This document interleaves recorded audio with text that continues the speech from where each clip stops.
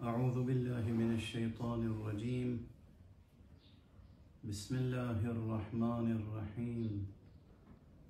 الحمد لله رب العالمين، والصلاة والسلام على أشرف الخلائق أجمعين، سيدنا وسيد الأولين والآخرين، حبيبنا وحبيب إله العالمين، إمام المرسلين وخاتم النبيين، أبي القاسم المصطفى محمد اللهم صل على محمد وعلى أهل بيته الطيبين الطاهرين الهداة المهديين المعصومين المظلومين. أما بعد، سلسلہ گفتگو کلام امیر الموحدین، امیر المؤمنین، امیر البلغاء، امیر کائنات،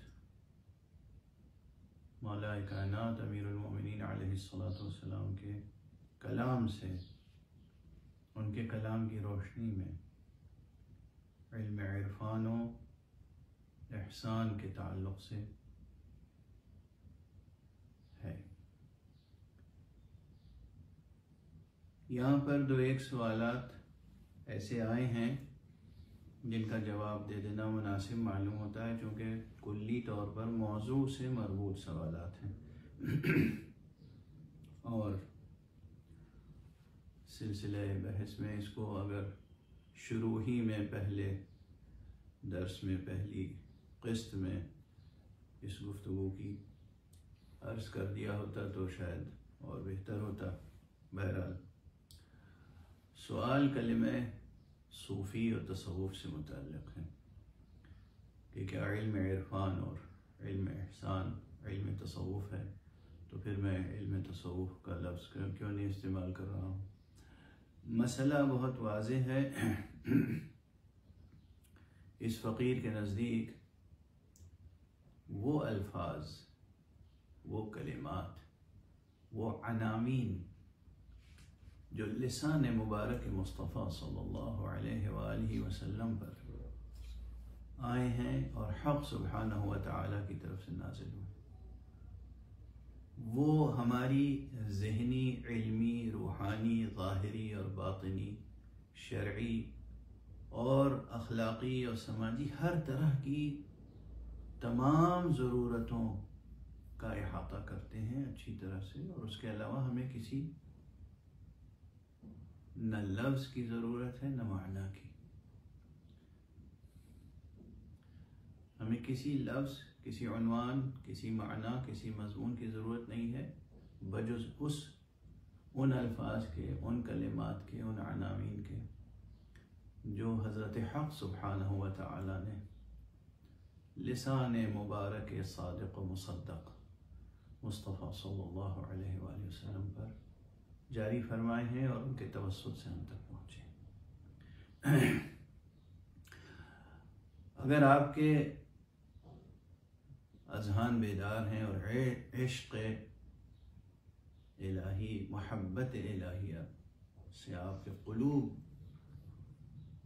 سرشار ہیں، تو آپ کو ان الفاظ میں بے پناہ گہرائیاں ملیں گی۔ خود لفظ اسلام، دیکھیے قرآن مجید کے نزول سے پہلے یونانی زبان اور یونانی تہذیب اور یونانی قدریں اور یونانی حکمت و فلسفہ یہ چھایا ہوا تھا دنیا پر۔ تو یونانی زبان میں علم کو یا حکمت کو صوفیہ کہتے ہیں، اور علم و حکمت کی محبت کو فلوسوفیہ کہتے ہیں۔ محب علم و حکمت کو، محب کو فلو کہتے ہیں، فلوسوفیہ۔ اس کے پہلے دوسری زبانوں میں مثلا پیلا سوپیا اور دوسرے اسی طرح سے مشتق الفاظ کے تغیرات لفظی اور صوتی تغیرات اپنی جگہ ہے. یہ چیز مشہور ہے، معلوم ہے، فلاسفی یعنی محب حکمت. اسلام کے ظہور کے بعد جب یونانی فکری اور فلسفیانہ مسائل سے متعارف ہوئے عرب، تو لفظ صوفیہ سے متعارف ہوئے. وہ چونکہ حکمت اور علم سے متعلق تھا، تفکر و تعقل سے متعلق تھا، تو وہ کلمہ عربی زبان کے لب و لہجے کے ساتھ ہم آہنگ ہو کر صوفیہ بن گیا. اور اس کی اصل یہی ہے کہ یہ کلمہ صوفیہ کی تعریب ہے، معرب ہے. اس سے تصوف کا کلمہ بنا لیا گیا. یونانی تہذیب میں باقی وہ خرقہ پوشی اور پشمینہ پوشی اور وہ سب میرا خیال ہے کہ افسانے ہیں، داستانیں ہیں، اس کی تاریخی حقیقت و واقعیت نہیں.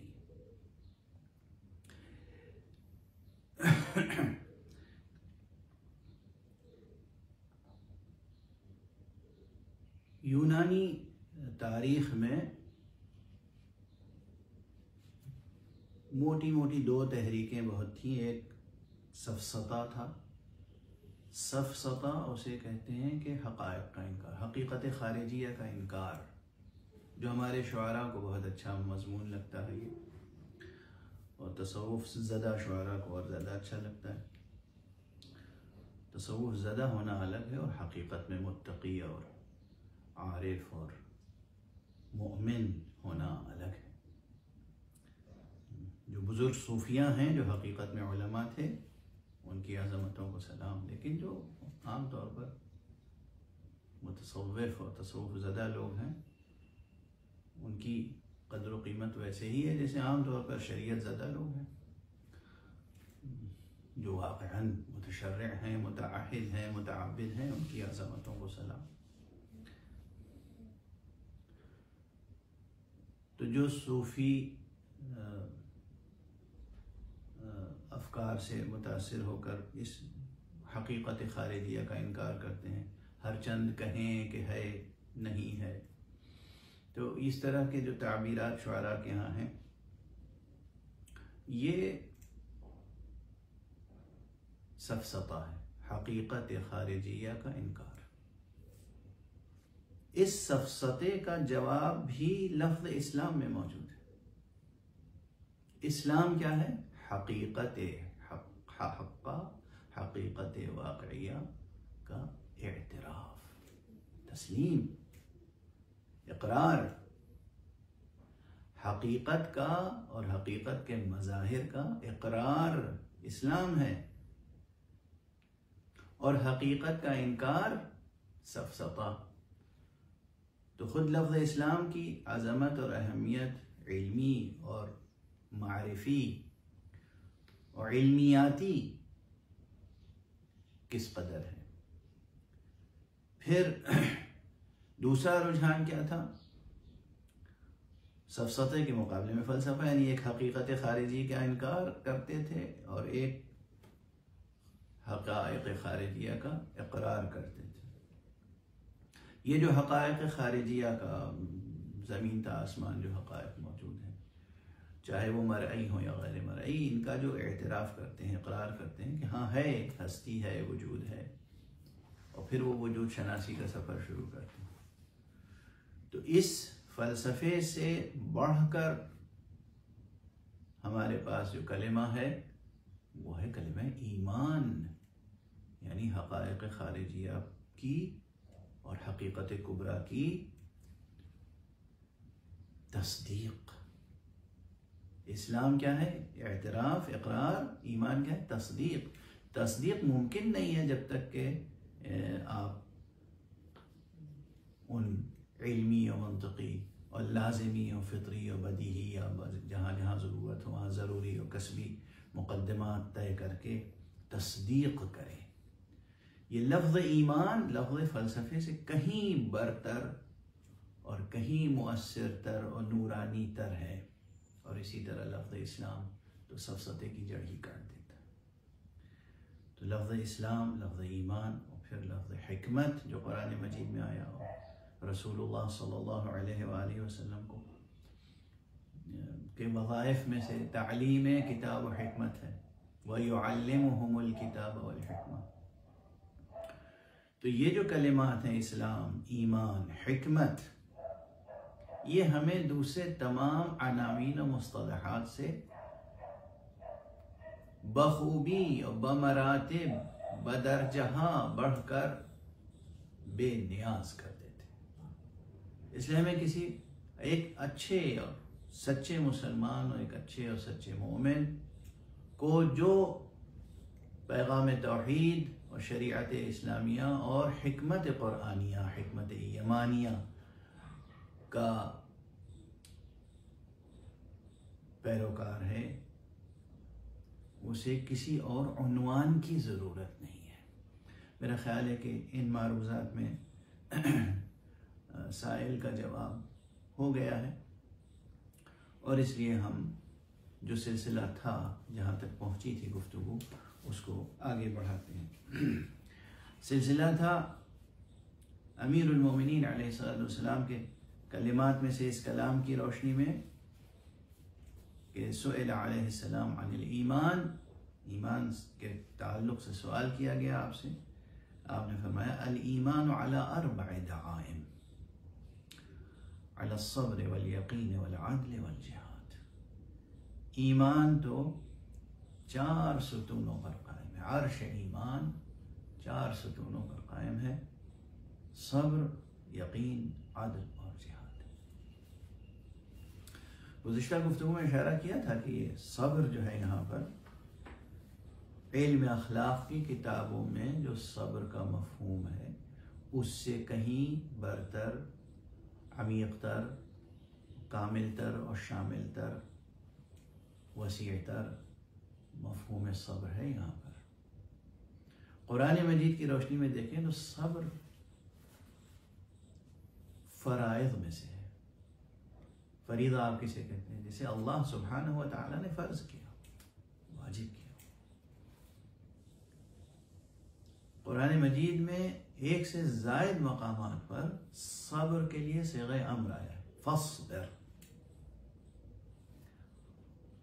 اور سورہ مبارکہ آل عمران کی جو آخری آیت ہے، یا ایھا الذین آمنوا اصبروا وصابروا ورابطوا واتقوا اللہ لعلکم تفلحون۔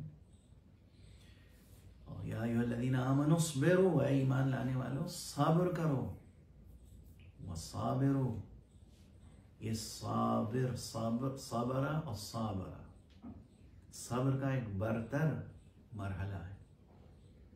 خود صبر کریں، صبر کے بلند سے بلندر درجات پر فائز ہوں، اور دوسروں کو بھی صبر کی تلقین دیں، تلقین کریں، صبر کا حوصلہ دلائیں، صبر کی ہمت دلائیں۔ سورہ مبارک عصر میں جو کہا گیا وَتَوَاصَوْا بِالْحَقِّ وَتَوَاصَوْا بِالصَّبْرِ، تو یہ صبر جو ہے یہ بہت اہم عنصر ہے، پہلا ستون ہے ایمان کا۔ صبر کی ضد ہے جزع۔ شروع یہاں سے کیجئے کہ اپنے درد و الم، اپنی بیماری، اپنے دکھ، اس پر بھی اف کرنا چھوڑ دیجئے۔ ضبط نفس کا آغاز یہاں سے کیجئے، اور بیماریوں کا اعلان نہ کیجئے، بیماری کا اظہار نہ کیجئے ہر کس و ناکس کے سامنے۔ شافی مطلق حق سبحانہ و تعالی جو بیماری دیتا ہے وہی بیماریوں کی دوا دیتا ہے، جو مصیبت میں مبتلا کرتا ہے وہی صبر کی طاقت دیتا ہے۔ خدا پہ توکل کیجیے، یہ عملی پہلو ہے، توکل، خدا پہ توکل، اور اولیاء اللہ کی سیرتیں دیکھ کر ان سے توسل، ان کے نقش قدم پر چل کر صبر کا جوہر نکھاریے اپنے اندر کی قوت کو بڑھائیے اگر با ایمان رہنا ہے اور ایمان کے بلند تر مراتب پہ پہنچنا ہے۔ کوئی سیر و سلوک کا سفر طے نہیں ہو سکتا، نہ شروع ہو سکتا ہے، نہ طے ہو سکتا ہے، نہ منزل تک پہنچ سکتا ہے اگر جوہر صبر ساتھ ساتھ نہیں ہے۔ صبر تحمل، برداشت، ضبط نفس، حبس نفس۔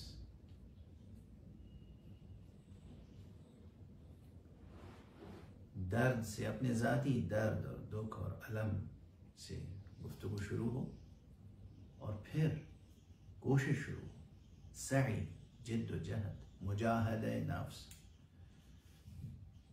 درد ہے، کسی سے شکوہ کرنے کا دل چاہ رہا ہے، سوچئے کہ کس سے شکوہ کریں۔ گلا شکوہ جو کچھ کیا جاتا ہے وہ عاشق سے کیا جاتا ہے یا معشوق سے، غیروں سے کیا کرنا ہے؟ آپ کا معشوق بھی خدا ہے، آپ کا عاشق بھی خدا ہے۔ خدا آپ کا عاشق ہے، آپ اس کے عاشق ہیں۔ خدا آپ کا معشوق ہے، آپ اس کے معشوق ہیں۔ آپ کہیں گے یہ بہت بڑا مسئلہ آپ نے کھڑا کر دیا، سارے لوگ تو کہتے ہیں کہ آپ محبت کیجئے خدا سے اور آپ خدا کے عاشق بنیے۔ خدا عاشق کہاں سے؟ اس نے اعلان کیا ہے، محمد مصطفیٰ صلی اللہ علیہ وآلہ وسلم کے پیروکاروں سے اللہ محبت کرتا ہے۔ قُلْ إِن كُنتُمْ تُحِبُّونَ اللَّهَ فَاتَّبِعُونِي يُحْبِبْكُمُ اللَّهُ۔ اے رسول کہہ دیجئے کہ اگر تمہیں اللہ سے محبت ہے تو میری پیروی کرو، انعام میں اللہ بھی تم سے محبت کرے گا۔ تو اللہ ہی آپ سے محبت کرنے والا ہے، اللہ ہی آپ کا محبوب ہے۔ جو گلہ کریں، شکوہ کریں، وہ اللہ سے کریں۔ یہی تو ہے نا کہ برداشت نہیں ہوتی تکلیفیں، کسی نہ کسی سے دل ہلکا کرنے اور خالی کرنے کا دل چاہتا ہے۔ مصلی بچھائیے، وضو کیجئے، مصلی بچھائیے، 2 رکعت نماز پڑھیے، اللہ سبحانہ و تعالیٰ کے سامنے بیٹھ کر دل ہلکا کیجئے۔ جو درد ہے، الم ہے، تکلیف ہے، گلہ ہے اہل دنیا سے، شکوہ ہے، خوف ہے، سب اللہ سبحانہ و تعالیٰ سے کہیے اور گریہ کیجئے وہاں پر۔ وہ ایک ہستی ہے جس کے سامنے گریہ کرنا انسان کا کمال ہے، اور اس اللہ سبحانہ و تعالیٰ سے روگرداں ہو کر نعوذ باللہ کسی اور کے سامنے گریہ کرنا بھی انسان کے شایع نشان، ایک انسان مومن، ایک انسان مسلم کے شایع نشان نہیں ہے۔ صبر کریں، صبر کے بغیر ایمان کے درجات پر فائز نہیں ہو سکتے، اور سیر و سلوک کا نہ آغاز ہو سکتا ہے، نہ سلسلہ قائم ہو سکتا ہے، نہ منزل آ سکتی ہے جب تک کہ صبر کے ساتھ ساتھ سفر نہ اختیار کیا جائے۔ پروردگار ہمیں اور آپ کو صابرین اور شاکرین میں قرار دے۔ اللہم لک الحمد حمد الشاکرین لک علی مصابہم۔ اللہم صل علی الحسین وعلی علی بن الحسین وعلی اولاد الحسین وعلی اصحاب